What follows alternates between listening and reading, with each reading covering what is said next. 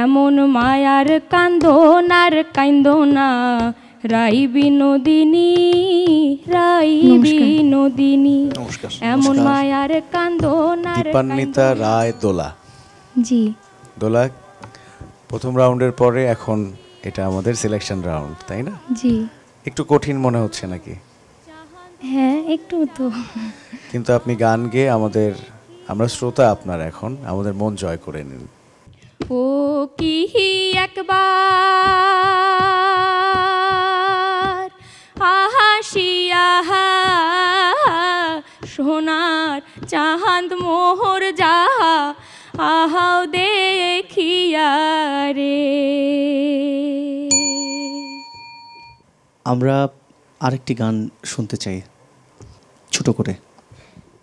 এগো কান্দিলে নায়ার আসিবে শ্যামচাঁদ গুণমণি রাই বিনোদিনী এমন মায়ার কান্দন আর কান্দনা রাই বিনোদিনী রাই বিনোদিনী এমন মায়ার কান্দন আর কান্দনা রাই বিনো।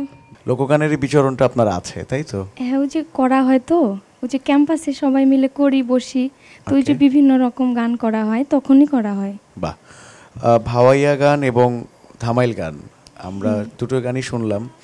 আমরা চারজন আলাপ করছিলাম, আমাদের বেশ ভালোই লেগেছে, খারাপ লাগেনি।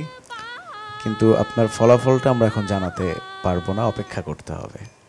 আচ্ছা, দীপান্বিতাকে একটু বলি যে আপনি কি মিউজিক নিয়ে কি কোনো পড়াশোনা করছেন অথবা কোথায় আছেন আপনি?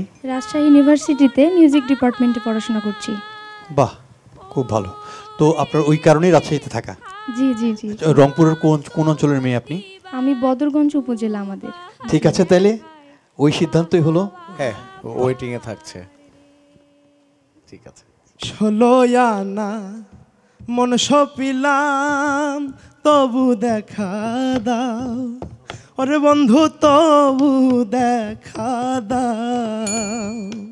আমার মনে হয় কি যে আপনি ভালো করে আরো চর্চা করে সময় নিয়ে ট্রাই করেন।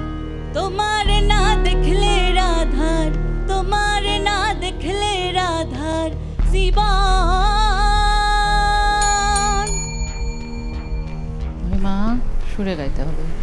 আমার বন্ধু রে আপন কইয়া সব দিয়েছি তোমারে।